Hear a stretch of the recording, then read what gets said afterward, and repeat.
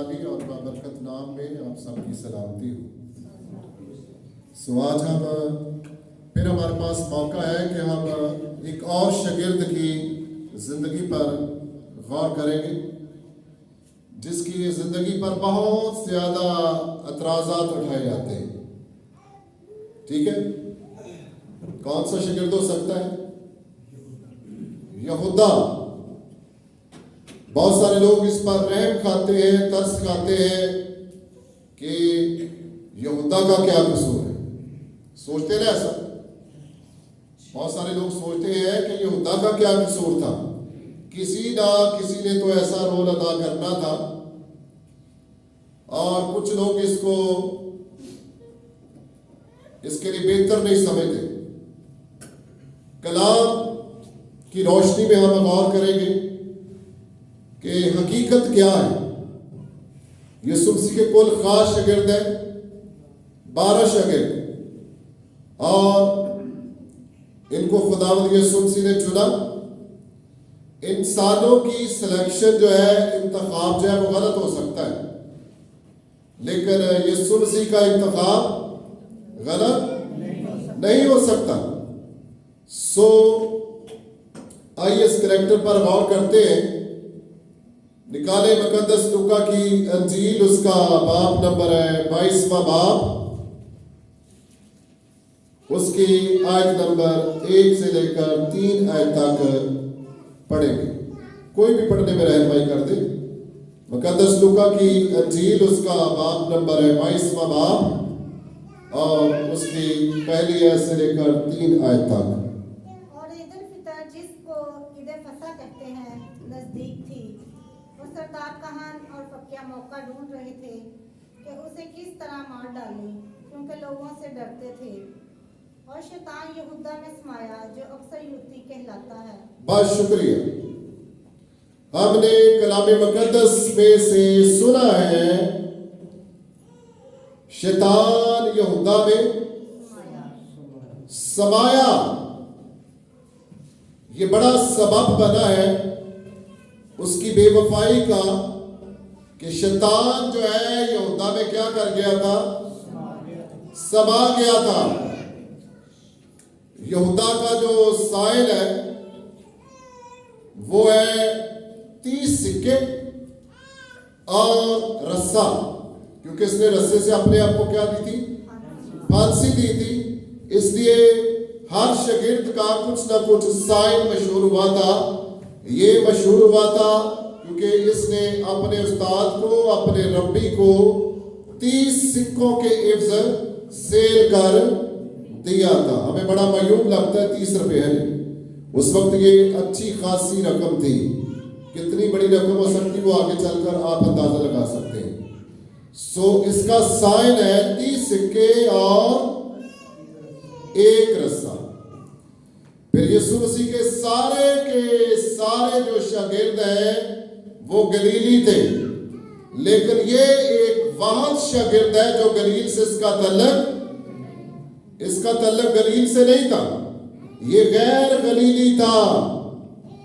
اور جب بھی کسی کی حکومت کو گرانا ہوتا ہے، کسی کو حکومت کے خاص بندے کو مارنا ہوتا ہے، تو ایک کلیہ ہے، وہ کلیہ اندر کے بندے کو پکڑا جاتا ہے، اس کیبنٹ کے بندے کو پکڑا جاتا ہے، اور پھر خاص شخص کو ٹارگٹ کیا جاتا ہے۔ ایسا ہی ہوا، سردار کاہنوں نے، فقیوں فریسیوں نے ایسا ہی سوچا۔ آپ نے سنا کہ عید فصح کے موقع پر سردار کاہن اور فقی موقع ڈھونڈ رہے تھے کہ کس طرح اسے مار ڈالے، کیونکہ وہ لوگوں سے ڈرتے تھے، اس لیے وہ کر بھی نہیں پا رہے تھے۔ انہوں نے پھر کیا کیا؟ یہودا کو لالچ دیا۔ اس پر ہم غور کریں گے۔ یہودا کا مطلب ہے یرو کا رہنے والا، اور حقیقت میں دیکھا جائے جب اس کا بایو ڈیٹا نکالتے ہیں تو یہ واقعی یرو کا رہنے والا تھا۔ کلام مقدس میں آپ نے اکثر یہ कहानी सुनी है, एक शख्स यरूशलेम को छोड़कर यरू की तरफ जा रहा था। यरूशलेम है सलामती का शहर, बुलंदी पर, और यरू में आने के लिए नीचे आना पड़ता है। इसका मतलब है कोई शख्स तनज़्ज़ी की तरफ जा रहा है, कोई शख्स अपने कैरेक्टर को लूज कर रहा है। और ये शख्स जो था ये यरू का रहने वाला था। अभी तक आप गौर करेंगे तो आपने 3-4 बातें सीख ली होगी। आप किसी को बता सकते हैं। आज हमने यहूदा के मुतल्लिक़ कलाम सुना था जिसने यीशु मसीह के साथ बेवफाई की। उसका साइन था 30 सिक्के और रस्सा, और फिर ये कहाँ का रहने वाला था? गैर गलीली था, यरू का रहने वाला था। आगे चलकर और भी बहुत सारी बातें हम सीखेंगे इसके तल्लक से। इसका एक मतलब ये भी है खंजर रखने वाला, जिससे किसी को कत्ल किया जा सकता है। ठीक है, एक मतलब इसका ये भी है कि खंजर अपने पास रखने वाला शख्स, खंजर किस काम आता है हम सब जानते हैं। फिर लतीनी में जो इसका मतलब है वो है कोट पहने वाला शख्स, जिसने कोट पहना हुआ और उसकी बड़ी बड़ी पॉकेट्स हो। ये किस लिए है? क्योंकि ये इन 12 में से इसका खास एक ओहदा था। ये क्या था? खजानची था। और ख्याल किया जाता है इसका बाप जो था वो चमड़े का कारोबार करता था, इसलिए इजी से, बहुत आसानी से, इजीली इसने क्या किया, ये कोट इसने चमड़े का कोट बनवा या उसकी पॉकेट्स इसने बड़ी बड़ी बनवाई ताकि जितने पैसे जमा हो सानी के साथ उसमें ये जमा कर सके। यहूदा का तल्लक जो है एक कौम परस्त लोगों के साथ ये तल्लक रखता था जो रोमियों के बहुत खिलाफ थे। ये लोग रोमियों के बहुत खिलाफ होते थे और जब भी इन्हें मौका मिलता, कोई तन्हा शख्स रोमी मिल जाता, यहूदा कौम परस्त के लोगों से तलब ये रोमियों को कत्ल कर देते थे। जब ये चुन लिया गया है, इसके दिल में पुराने ख्यालात भी हैं, रोमियों के लिए नफरत है, ताकि यीशु के गिरोह में मिलकर, यीशु के पीछे लगकर सियासी तौर पर रोमियों को क्या दी जाए? शिकस्त दी जाए, रोमियों को शिकस्त दी जाए। आइए कुछ बातों पर गौर करेंगे। यहूदा जो है इसने खुदावंद यीशु मसीह के साथ गद्दारी की है। बहुत सारे लोग सोचते हैं कैसे मुमकिन है, अकल तस्लीम नहीं करती। एक वो शख्स जो दिन और रात खुदावंद यीशु मसीह के साथ क्या करता है? उठता है, बैठता है, खाता है, पीता है और खास तौर पर क्या करता है? उसकी सोबत में रहता है और उसकी तालीम को सुनता है और बड़े बड़े मौजज़ात, जितनी भी और खास बातें आपके ज़हन में आती हैं वो की जा सकती है यहूदा के तल्लक से। फिर ये कैसे मुमकिन है कि ये ऐसा शख्स यीशु के साथ या अपने उस्ताद के साथ या अपने ही रब्बी के साथ बेवफाई कर दे? लेकिन ये हकीकत है कि यहूदा ने ऐसा किया है। आइए बहुत सारी बातों पर गौर करते हैं। कलामे मुकद्दस में लिखा गया कि क्या हुआ था 3 आयत में, शैतान यहूदा में क्या कर गया था? समा गया था। आज भी माशरे में ऐसा नहीं हुआ कि अबलीस ने या शैतान ने अपना कोई खास करिंदा भेजा है, ऐसा नहीं हुआ, बल्कि कलाम में लिखा हुआ है कि शैतान उसमें समा गया था। इन दिनों में आप देख लें, किसी में खबीस हो, बड़ा जिन हो, तो उसके और पर घूम जाते हैं, उसको होश ही नहीं रहता। ऐसे है ना, हमें तो अक्सर चर्च के जो मैनेजमेंट टीम है, किसी ना किसी से ऐसा वास्ता पड़ जाता है और जिसमें बदरुओं का लश्कर होता है, उसको बेचारे को होश नहीं होता कि उसके साथ क्या हो रहा है। ग्रासीनियों के इलाके का शख्स جس میں لشکر تھا اور وہ کیا کرتا تھا, کہاں رہتا تھا, قبرستان میں رہتا تھا. پھر دوسری بات لکھی ہے کہ وہ اپنے آپ کو کیا کرتا تھا, زخمی کرتا تھا, اپنے تئیں زخمی کرتا تھا. لوگ اس کی بنائی کے لیے اس کو باندھتے تھے, لیکن وہ ایک دم ان سنگلوں کو توڑ دیتا تھا. پہلی بات یہ ہے کہ یہ بے وفا تھا. بے وفا. اگر کوئی شخص کسی کے ساتھ وفا کرنے والا ہو, وفاداری کی روح اس میں پائی جاتی ہو, جیسے خداوند یسوع مسیح ہے 100% وفادار ربی تھا, ان کا استاد تھا, ان کا کفارہ دینے والا تھا, اور یہ دکھ درد وہی شخص جان سکتا ہے جس کے ساتھ بے وفائی ہوئی ہو. یسوع مسیح نے تو نہیں کبھی بے وفائی کی ہے جی. اکثر آپ نے چرچ میں ایک مثال سنی, ایک شخص کو جب قتل کیا جانے لگا تھا, اس کو خاص اس کے سامنے مطالبہ رکھا گیا تھا, اے بھائی تو ایسا کر دے صرف کہ تو اپنے خدا کے ساتھ بے وفائی کر دے تو ہم تجھے زندہ چھوڑ دیں گے. اور اس نے کہا کہ 86 سال میری عمر ہو گئی ہے, آج تک میرے مسیح نے میرے ساتھ بے وفائی نہیں کی. تو کتنا بڑا ثبوت ہے ہمارے پاس اس کا بھی, اور کلام مقدس سب سے بڑا ثبوت کہ ہمارا خدا, اس کی خوبیوں میں سے ایک بڑی خوبی یہ ہے کہ وہ کیا ہے, ہمارے ساتھ وفادار خدا ہے. آپ بھی جب دعا کرتے ہیں آپ بھی بولتے ہوں گے, جب میں دعا کرتا ہوں میں بھی اپنی دعا میں بولتا ہوں, اے خدا تو کیا ہے, تو وفادار خدا ہے. اور جب کوئی ایسا ہی شخص ہو جو 100% وفادار ہو اور اس کے ساتھ بے وفائی کی جائے تو اس سے پوچھا جائے کہ بھائی کیسا محسوس ہوتا ہے, تو اس کے دکھ درد کو وہی شخص جان سکتا ہے جس کے ساتھ ایسا واقعہ ہو گزرا ہو. سو کلام مقدس میں 3 اناجیل میں, متی کی انجیل میں, مرکز کی انجیل میں, لوکا کی انجیل میں, اس کو 3 مختلف طرح سے اس کو متعارف کروایا گیا. لکھا ہے 10 باب کی 4 آیت میں متی میں, جس نے اسے پکڑوا بھی دیا, یہودا کے متعلق جس نے اسے پکڑوا بھی دیا, بے وفائی کی, پھر کیا ہوا, پکڑوا بھی دیا. مرکز کی انجیل اس کا 3 باب ہوئی ہے, یہودا نے جس نے اسے پکڑوا دیا. اور تیسری انجیل 6 باب, لوکا کی انجیل 6 باب 16 ہے, اور جو اس کے پکڑوانے والا ہوا. سو یہ یہودا کے متعلق سارے ریفرنس ہمیں ملتے ہیں. پہلی بات میں نے سکھائی ہے یا آپ کو بتائی ہے کہ یہودا کیسا شخص تھا, بے وفا شخص تھا. یہ یسوع مسیح کے پکڑوانے والوں میں سر فہرست شخص ہے.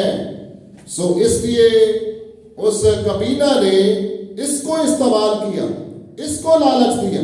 اس کی زندگی میں بہت سارے لالچ ہم پہلے دیکھتے ہیں. بنیادی طور پر لالچ ہے اس کی زندگی میں ہم پہلے دیکھتے ہیں. کلام مقدس میں سے آپ جانتے ہیں, کئی دفعہ آپ کو بیان کیا گیا اپنے سامنے کہ جب خداوند یسوع مسیح کے ایک عورت نے پاؤں دھوئے تھے تو یہ اعتراض کرتا ہے یہ قیمتی عطر جو تھا 300 دینار کا تھا, یہ بیچ کر غریبوں کو کیوں نہ دیے گئے. اور کلام میں لکھا ہے اس کو غریبوں کی فکر نہیں تھی بلکہ اس لیے کہ یہ چور تھا. سو ایک ایسے لوگ بیان کرتے ہیں کہ حادثہ کوئی بھی ایک دم وقت کرتا ہے پرورش برسوں, حادثہ کوئی بھی ایک دم نہیں ہوتا.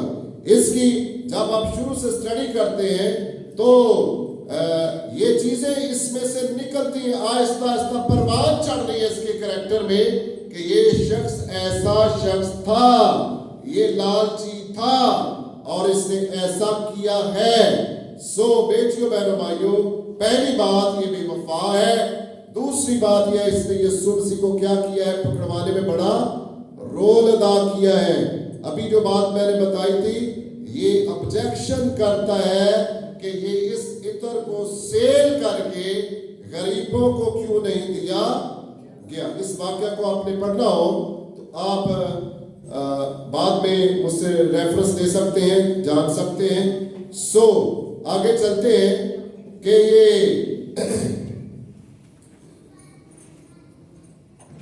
جب عید فصح آتی تھی تو یہودیوں کا ایک خاص دستور ہے, وہ کھانے پینے کا خاص بندوبست کرتے تھے.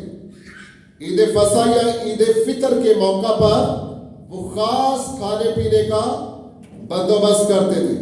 کچھ ڈیٹیل میں آپ کو بتاتا ہوں. کھانے پینے کی چیزوں کے علاوہ ان کے پاس کیا ہوتا تھا؟ سیب ہوتے تھے, کھجور ہوتی تھی, نار ہوتے تھے, بادام ہوتے تھے. اس سے وہ ایک کھیر تیار کرتے تھے. اس کا ایک مطلب تھا, ایک ترکاری, کڑوی ترکاری کا استعمال کیا جاتا تھا. پھر بے خمیر روٹی. ان تینوں چیزوں کے مقصد ہے کلام مقدس میں. سیب, کھجور, انار اور بادام, اس سے کھیر تیار کی جاتی تھی. اور اس سے ان کو یاد آتا تھا کہ مصر میں ہم نے مٹی اور گارے کی اینٹیں بنائی. علامتی طور پر یہ کھیر جو تھی وہ تیار کی جاتی تھی, اوریجنل تیار کی جاتی تھی, کھائی بھی جاتی تھی. اور پھر کڑوی ترکاری جو تھی مصر کی غلامی کی کڑواہٹ کو یاد دلاتی تھی.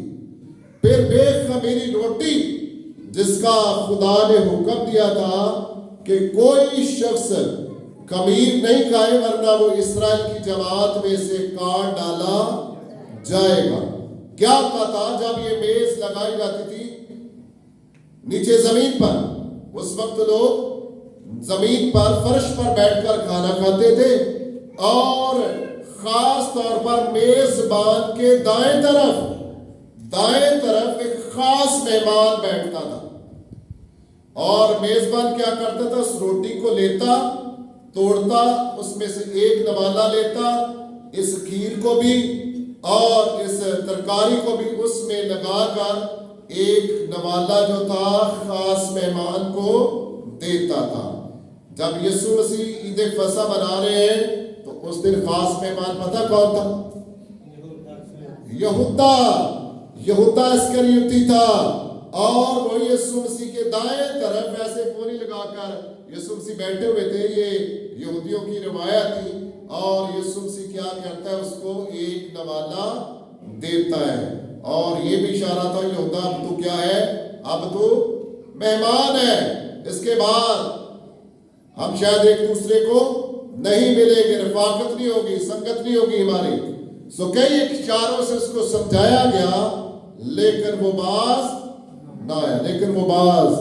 نہ آیا. سو بیٹیوں, بہنوں, بھائیوں, سو یہودا جو ہے وہ خداوند یسوع مسیح کو پکڑوانے والوں میں سے ایک ہے. اور خاص اس کو استعمال کیا گیا.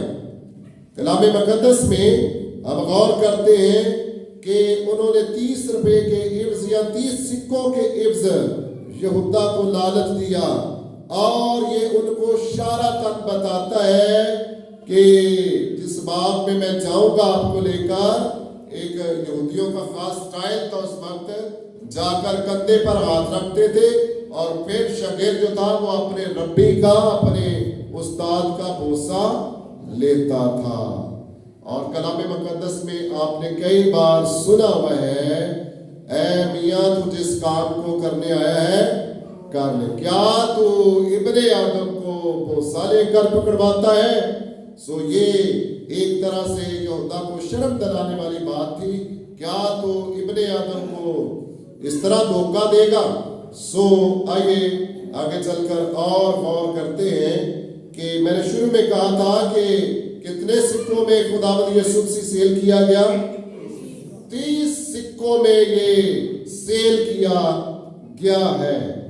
اور بعد میں کیا ہوا؟ جب اس نے جان لیا کہ یسوع مسیح کو واقعی مجرم ٹھہرایا, یسوع مسیح کو واقعی کیا کیا گیا ہے؟ مجرم ٹھہرا دیا گیا ہے. تو ایسے جیسے اس کا ضمیر جاگ پڑتا ہے. یہ باغا ان کے پاس جاتا ہے جن سے پیسے لیے تھے اور کہتا ہے کہ میں نے ایک بے قصور کا قتل کرنے کے لیے پیسے لیے ہیں. بے قصور बेकसूर शख्स को मैंने पकड़वाया है। उन्होंने कहा मियाँ तो अब खुद ही इस मामले को जान, तू खुद ही इस मामले से तूने ये सारा कुछ किया है, अब तू ही इसको जान, हमारा इससे कोई वास्ता नहीं है। निकालेंगे मत्ती की अंजील उसका बाब नंबर 27वां बाब, उसकी आयत नंबर 3 से।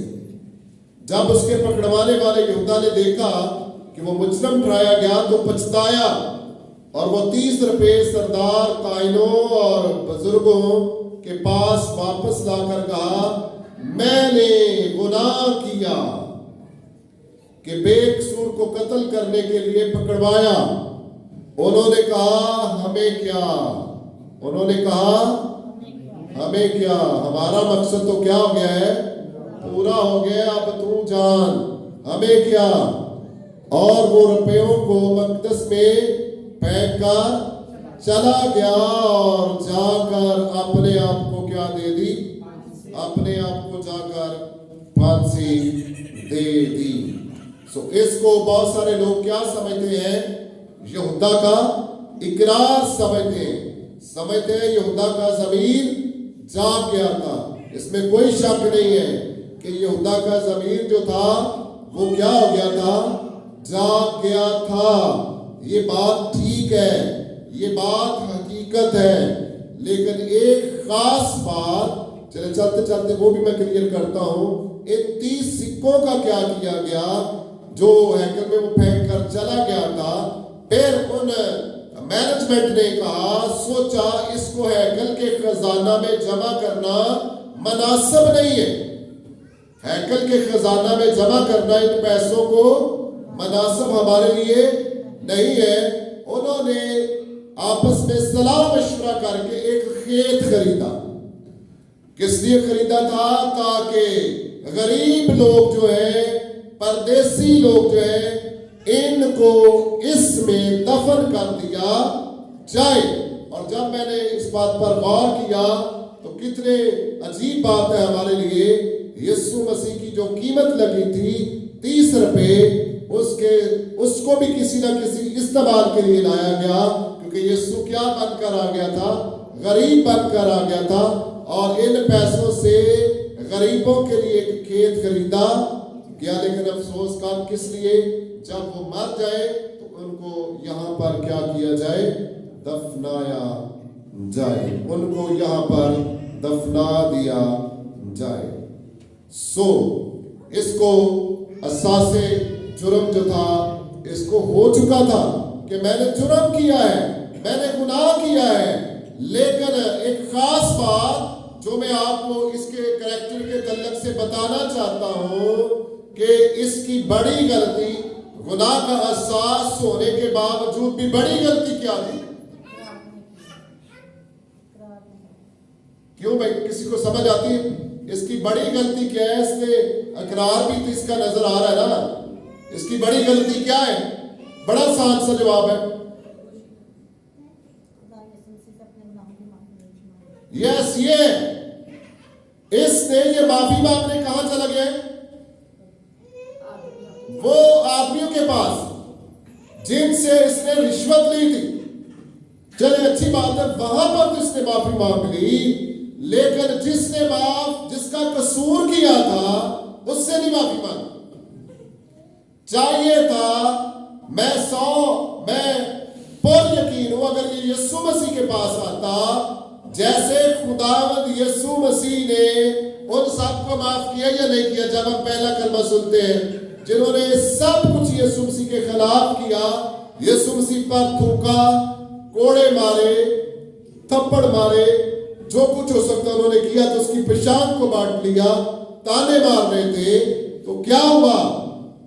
यीशु मसीह ने कहा बाप इनको क्या कर, माफ कर, क्योंकि ये जानते नहीं है ये क्या करते हैं। सो अगर ये यकीनन भागा यीशु के सलीब के पास आता और यीशु से माफी मांग लेता, तब इसको क्या हो जानी थी, माफी मिल सकती थी।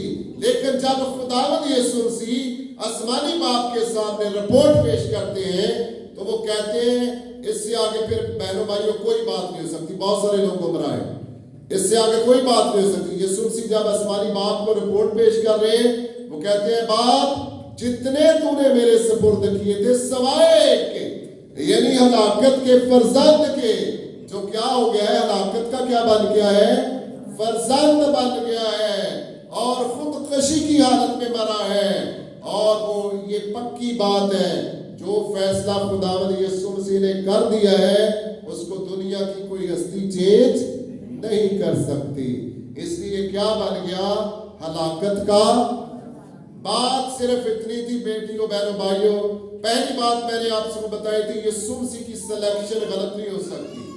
اگر کوئی غلط راستے پر جاتا ہے تو وہ خود ہی جاتا ہے.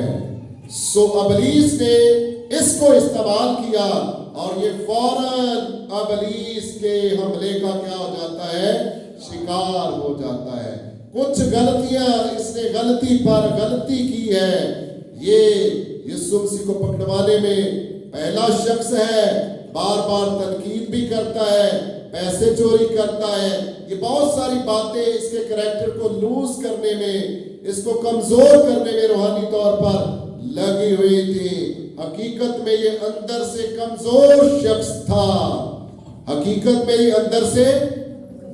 اور ایک بات میں نے آپ کو چلتے چلتے اور بھی بتائی تھی, یہ مقصد کچھ اور لے کر یسوع کے گھروں میں داخل ہوا کہ کسی طرح ہم پورے طور پر اب یسوع مسیح کے پیچھے آ گیا ہوں تو کیوں نہ کسی طرح اس گروہ میں شامل ہو گیا ہوں سیاسی آزادی کے لیے. کاش اس کی کوشش ہوتی روحانی آزادی کے لیے. پھر غلطی پر غلطی, غلطی پر غلطی, انسانوں کے سامنے اقرار, اور جس نے سارے گناہ معاف کرنے ہیں اس کے سامنے اقرار نہیں کیا. سو ایسا ہوتا تو حالات چینج ہو سکتے تھے, حالات چینج. یہ اس کے کریکٹر میں جو کچھ میں نے بیان کیا ہے یہ نچوڑ ہے. بہنوں اور بھائیوں, زندگی میں ہم سے بھی غلطیاں ہوتی ہیں, کتائیاں ہوتی ہیں. ہم سب کیا کرتے ہیں, جلدی سے کوشش کرتے ہیں اے یسوع معاف کر دے, تو معافی مل جاتی ہے. جب واقعی ہم دل سے معافی مانگتے ہیں تو پھر یہاں پر بھی اطمینان آتا ہے اور یہاں پر بھی آتا ہے. آتا ہے یا نہیں آتا؟ آتا ہے, ضرور آتا ہے. پھر ہم ذہنی طور پر بھی مطمئن ہو جاتے ہیں اور دلی طور پر بھی ہمیں سکون مل جاتا ہے. جب میں نے اپنے نجات دہندہ سے پھر معافی مانگی ہے تو مجھے معافی مل گئی ہے. یہودا کی سب سے بڑی غلطی یہ تھی کہ جس جگہ آ کر اس کو رونا چاہیے تھا کہ اے یسوع, اے نیک استاد, اے نیک نبی, مجھ سے کیا ہو گئی ہے, بڑی غلطی ہو گئی ہے. تو یسوع نے جیسے سب کو معاف کیا تھا اس کو بھی معاف کر دینا تھا. سو خداوند یعنی میں نے مختصر طور پر آپ کے سامنے رکھا ہے. سو خداوند آج کے کلام کے وسیلہ سے آپ سب کو برکت بخشے.